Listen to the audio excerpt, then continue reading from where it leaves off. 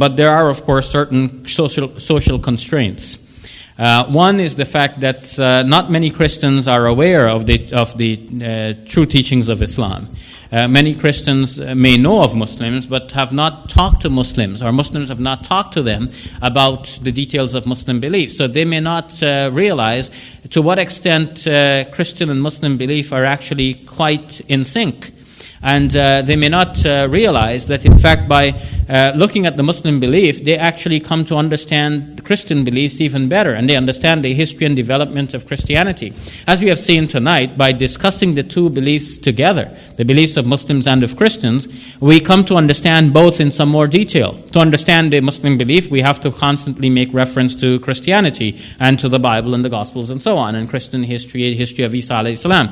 At the same time, to understand the development of the Christian concepts, we had to think about the Islamic issues. Because if the only thing we heard was the same thing that we've always heard, then we never have a chance to really think about it critically. But if we hear somebody saying something that is similar enough but yet slightly different, that is when our ears peak. Because now, if something was so completely different, we don't pay any attention. But if something is similar and yet different, that's when we become a little bit intrigued. Why is it so similar and yet different? And when Christians hear Muslims speak about Jesus, and we're speaking about the same Jesus, but yet we say something different about him in certain respects. Christians say he's God, we say he's just a servant and prophet and messenger of God. So now there is a question. And that is arising here. How did we come to accept him as God? Why do Muslims not accept him as God?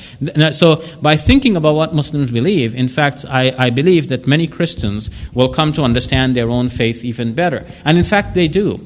Many who have embraced Islam, if we read collected testimonies of persons who have embraced Islam explaining why they made that step, many of them say actually that as a Christian, they had certain inclinations or certain gut feelings about things. Like they understood that Jesus is a man and that he's not God. They knew he was very special to God.